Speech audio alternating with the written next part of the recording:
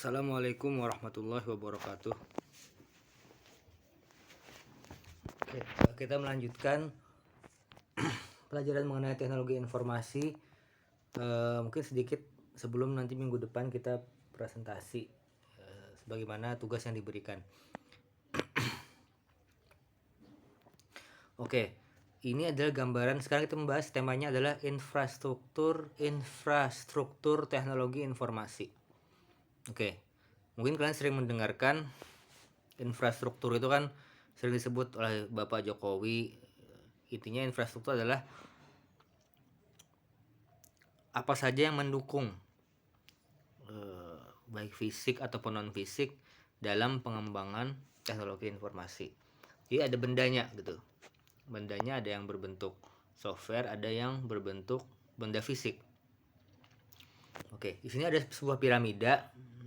Piramida mengenai infrastruktur teknologi informasi. Ini pakai bahasa Inggris, IT, informasi teknologi, information technology. Oke, yang paling bawah, kita mulai dari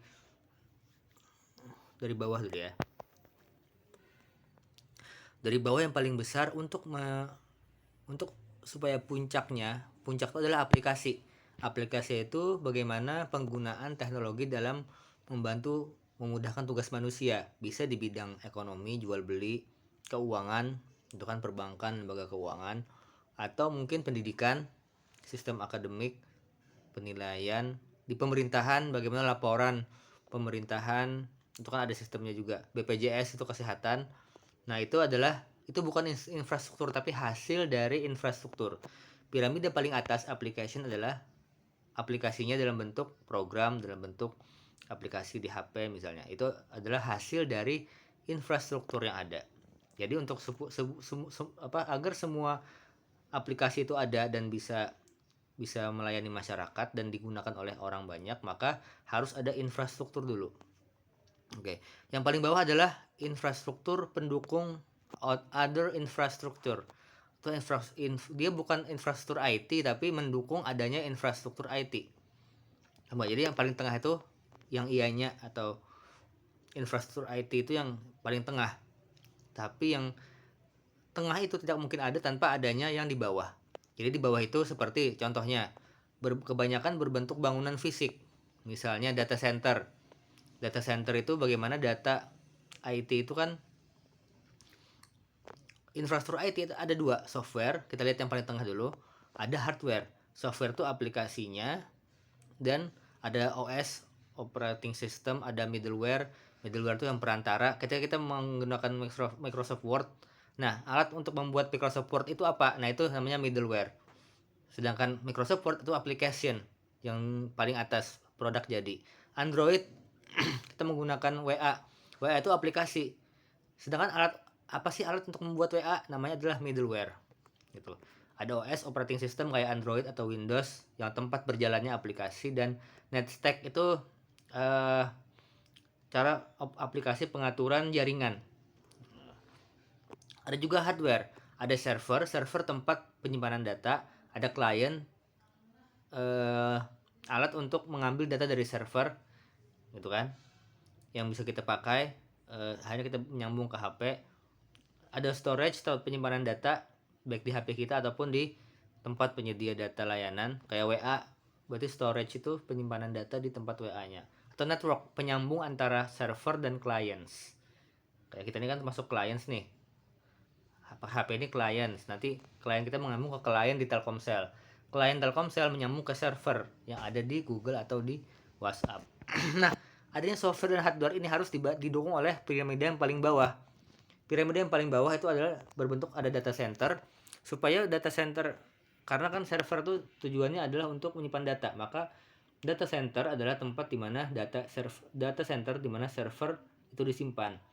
Nah, harus punya power conditioning, harus punya tegangan listrik yang cukup. Rack space, tempat penyimpanan servernya. Nanti saya kasih contoh bagaimana server fotonya.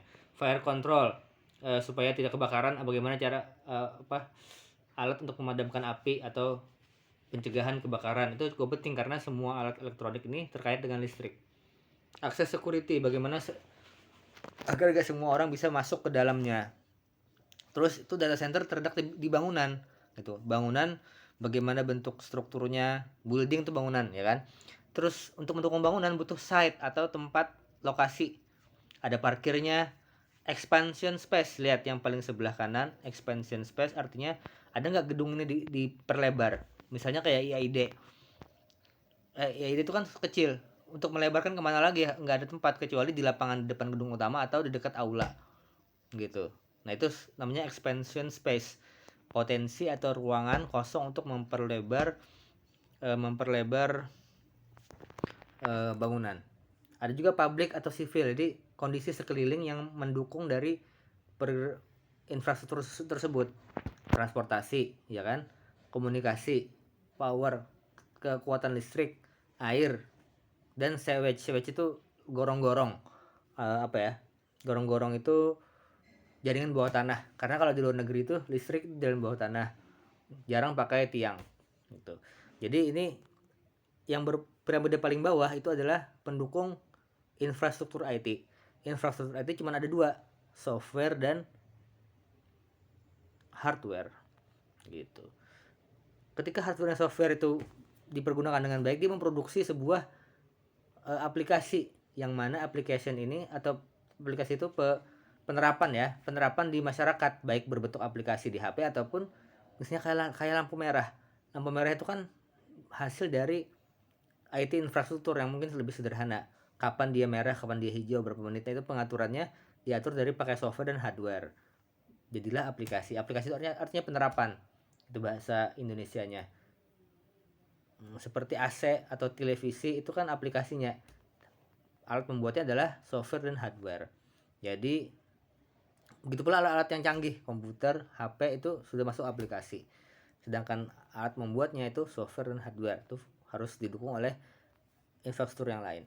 Contohnya infrastruktur yang mendukung infrastruktur IT adalah kabel bawah laut. Mungkin kalian pernah membaca berita mengenai kabel bawah laut, internet macet beberapa hari karena kabel bawah laut mengalami gangguan. Ini dia, jaringan kabel bawah laut Indonesia.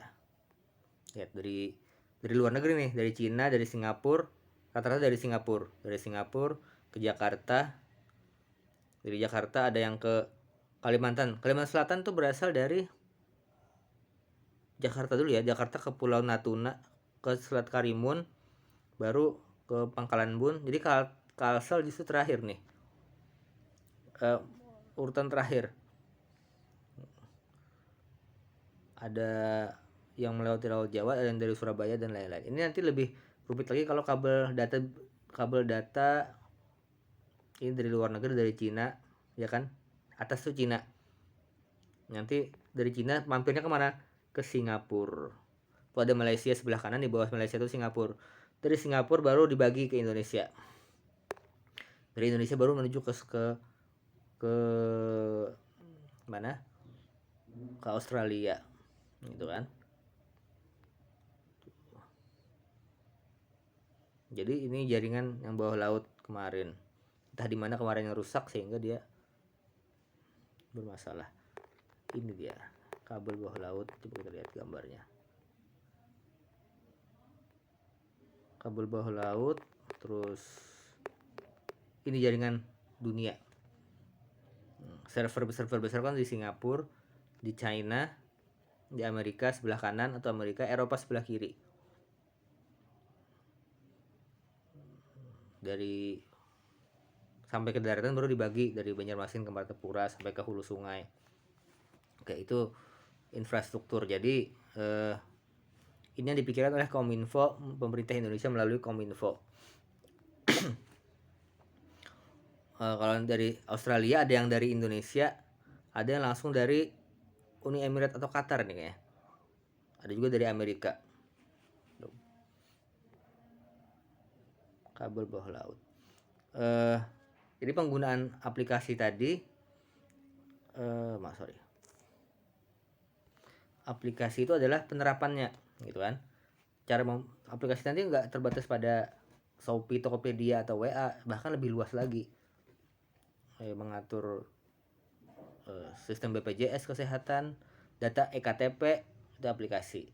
Aplikasinya penerapan, artinya penerapan adalah bisa dipakai oleh masyarakat di ATM dan lain-lain. Tapi intinya itu, tapi harus didukung oleh infrastruktur pendukung yang ada di piramida bawah. Oke, itu materinya. Silakan nanti ada pertanyaan kita share di grup. Assalamualaikum warahmatullahi wabarakatuh.